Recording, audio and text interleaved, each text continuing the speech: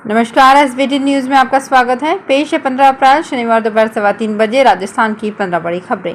इस news bulletin के प्रायोजक हैं विनी केक एंड मोर। सबसे पहले एक नजर डालते हैं आज के हेडलाइंस पर। सीएम गहलोत ने ट्विटर पर वीडियो शेयर कर कहा, अब आएगी रौनक। केजरीवाल बोले, मुझे जबरन फंसाया जा रहा। रवीना टंडन बोली, मैंने शुरू की राजस्थान में सेलिब्रिटी वेडिंग। प्रधानमंत्री ने हिमाचल दिवस पर प्रदेशवासियों को दी बधाई। और 24 अप्रैल को रीवा आएंगे पीएम मोदी, बड़ी सौगात की तैयारी। और अब खबरें विस्तार से। राजस्थान के सीएम अशोक गहलोत ने अपने ट्विटर हैंडल पर एक वीडियो शेयर किया। वीडियो में जमकर सरकार की योजनाओं के बारे में बताया गया है। इसमें ये कहा गया है कि आ रहा है रौनक का पल। वीडियो साझा करने के साथ ही जमकर रीट्वीट किया जा रहा है। लोग कमेंट दे रहे हैं। कुछ यूजर्स ने सरकार की तारीफ की और लिखा, रौनक तो आ चुकी है। एक यूजर ने लिखा, चौथी बार गहलोत सरकार। वहीं कुछ यूजर्स ने सरकार के सामने अपनी मांगे रखी।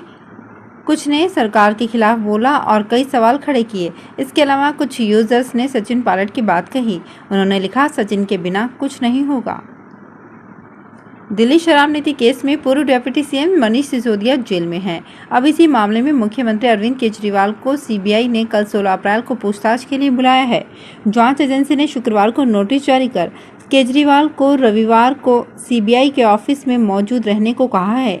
इससे पहले केजरीवाल ने शनिवार दोपहर 12 बजे प्रेस कॉन्फ्रेंस की और सीबीआई, ईडी और प्रधानमंत्री नरेंद्र मोदी पर निशाना साधा। केजरीवाल ने कहा, उन्हें जबरन फंसाने की साजिश की जा रही है। अगर मैं बेईमान हूं तो दुनिया में कोई ईमानदार नहीं है। बॉलीवुड एक्ट्रेस रवीना टंडन पिछले दिनों जयपुर के एक इवेंट में पहुंची।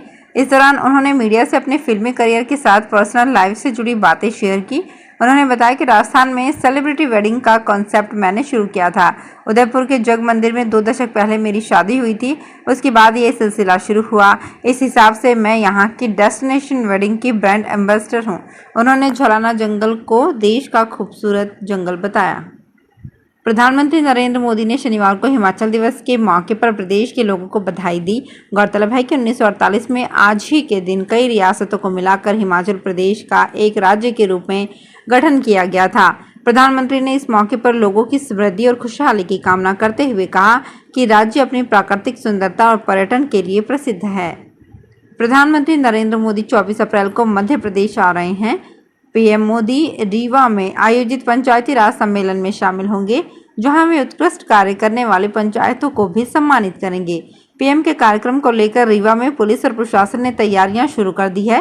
पीएम मोदी रीवा में आयोजित इस कार्यक्रम में देश को एक बड़ी सौगात भी देंगे। पीएम 7,573 करोड़ की लागत के जल जीवन मिशन के 4 समूह का शिलान्यास करेंगे। पीएम का ये दौरा राजनीतिक लिहाज से भी बेहद अहम माना जा रहा है। कांग्रेस अध्यक्ष मल्लिकार्जुन खड़गे ने शुक्रवार को तेलंगाना के मंचेरियल में जय भारत सत्याग्रह सभा को संबोधित किया। उन्होंने कहा कि कांग्रेस पार्टी की वजह से ही उनके जैसा विनम्र व्यक्ति लंबा राजनीतिक करियर बना सका और कई बार विधायक और सांसद बन सका। सोनिया गांधी ने उन्हें कांग्रेस के अध्यक्ष के रूप में काम करने का मौका दिया। भाजपा सरकार पर निशाना साधते हुए उन्होंने दावा किया कि कांग्रेस नेता राहुल गांधी को 2019 के मानहानि मामले में दोषी ठहराए जाने के 24 घंटे के भीतर नोटिस दिया गया, लेकिन भाजपा सांसद को नहीं। हालांकि उन्होंने इस सांसद का नाम नहीं लिया। राजस्थान में 8 माह बाद होने वाले विधानसभा चुनाव की तैयारियों में जुटी गहलोत सरकार अब चुनाव के मद्देनजर अलग अलग जातियों को साधने की कवायद में जुट गई है। विभिन्न समाजों के उत्थान के लिए सरकार अलग अलग बोर्ड का गठन कर उन्हें रिझाने का प्रयास कर रही है। मुख्यमंत्री गहलोत बीते 6 माह के दौरान करीब आधा दर्जन नए बोर्डों का गठन कर चुके हैं, जो विभिन्न समाजों से जुड़े हुए हैं। शनिवार को ही मुख्यमंत्री अशोक गहलोत ने गुरु नानक सिख कल्याण बोर्ड के गठन के प्रस्ताव को मंजूरी दी है। दौसा कलेक्टर कमर चौधरी ने नवसृजित मंडावर पंचायत समिति में शामिल ग्राम पंचायतों के लिए अधिसूचना जारी की है। राजस्थान पंचायती राज अधिनियम के तहत प्रदत्त शक्तियों का प्रयोग करते हुए जिला कलेक्टर चौधरी ने जिले की पंचायत समितियों के पुनर्गठन के लिए प्रस्तावित पंचायत समिति मंडावर में सम्मिलित प्रस्तावित ग्राम पंचायतों को शामिल करने के आदेश जारी कर लोगों से 10 मई तक आपत्तियां मांगी हैं। पुलिस महकमे की तरह अब जैसलमेर नगर परिषद भी वॉकी टॉकी से जुड़ चुकी है। अब अधिकारी अपने कर्मचारियों को कागजों पर नहीं सीधा आदेश दे सकेंगे। कम खर्च में जैसलमेर शहर में नगर परिषद के अधिकारियों और कर्मचारियों को एक दूसरे से जोड़ने के लिए 25 वॉकी टॉकी खरीदे गए हैं। 8 लाख की लागत वाले इन वॉकी टॉकी ने नगर परिषद का काम आसान कर दिया है। अब कहीं भी सफाई, आग, अतिक्रमण आदि पर काम करने के लिए कागजी आदेश आदि की आवश्यकता नहीं रहेगी। इससे काम भी जल्दी होंगे और कोई कर्मचारी बहाना भी नहीं बना पाएंगे। जैसलमेर का सिविल एयरपोर्ट अब सूना हो गया है। विंटर शेड्यूल की सभी फ्लाइट अब बंद हो गई है। 31 मार्च को स्पाइस जेट ने अपनी सभी सेवाएं बंद कर दी है। वहीं 14 अप्रैल तक की अलायंस एयरलाइंस की दिल्ली की फ्लाइट बंद हो जाने से अब एयरपोर्ट की सभी हवाई सेवाएं बंद हो गई है। करीब 100 करोड़ की लागत से बना सिविल एयरपोर्ट बिना फ्लाइट के अक्टूबर महीने तक रहने वाला है। दरअसल गर्मियों के सीजन में सैलानियों की आवक कम हो जाने से हवाई सेवा देने वाली कंपनियों को यात्री भार नहीं मिल पाता है। जोधपुर के नजदीक गंगाना क्षेत्र में बिना अनुमति के बन रही 2 हाई राइज बिल्डिंग को जेडीए की ओर से नोटिस जारी कर काम बंद करवाया गया। इनमें से एक बिल्डिंग G+14 और दूसरी G+7 मंजिल की बन रही थी। जेडीए के प्रवर्तन अधिकारी उत्तर प्रवीण गहलोत ने बताया कि आयुक्त नवनीत कुमार एवं प्राधिकृत अधिकारी जोन 4 के निर्देशानुसार जेडीए दस्ते ने 7 बहुमंजिला इमारतों का मौका निरीक्षण किया। यहां प्राधिकरण की स्वीकृति के बिना ही इतनी बड़ी बिल्डिंग बनाई जा रही थी। राजस्थान विश्वविद्यालय का ड्राइंग एंड पेंटिंग विभाग के स्टूडेंट्स को जल्द ही आर्ट गैलरी की सौगात मिलने वाली है। विभाग की ओर से इस संबंध में एक प्रस्ताव बनाकर राजस्थान विश्वविद्यालय प्रशासन को भेजा गया था, उसे स्वीकृति मिल गई है। जल्द ही विश्वविद्यालय के वित्तीय प्रबंधक की ओर से इस गैलरी के लिए बजट स्वीकृत होने की संभावना है। जानकारी के मुताबिक जवाहर कला केंद्र में बनी हुई आर्ट गैलरीज की तर्ज पर विश्वविद्यालय के ड्राइंग एंड पेंटिंग विभाग परिसर में लंबे समय से खाली मैदान में ये गैलरी बनाई जाएगी। गंगापुर सिटी जिले की ग्राम सेवा सहकारी समितियां जल्द ही हाईटेक होंगी। सरकारी बैंकों की तर्ज पर ग्राम सेवा सहकारी समितियों में खाते खोले जाएंगे। ऐसे में किसान घर बैठे लेन देन का कार्य कर सकेंगे।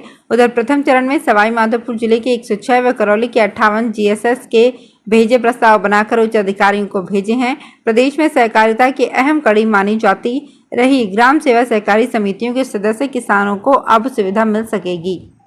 सरकार की ओर से जल्द ही ग्राम सेवा सहकारी समितियों को कंप्यूटराइज्ड किया जाएगा। रात बेरात घर में किसी का हाजमा बिगड़ जाए तो इसबगोल की खुराक रामबाण औषधि का काम करती है।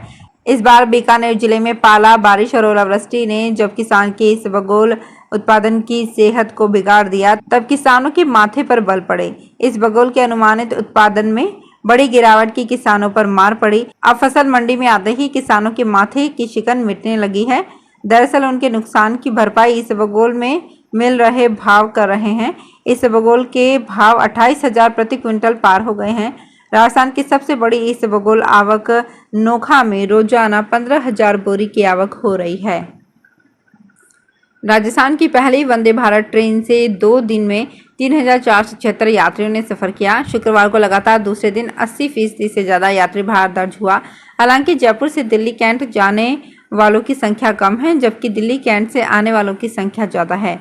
उत्तर पश्चिम रेलवे के मुख्य जनसंपर्क अधिकारी कैप्टन शशि किरण ने बताया कि आगामी दिनों में यात्रियों की संख्या बढ़ेगी। चेयर कार में सीटें फुल हो रही है।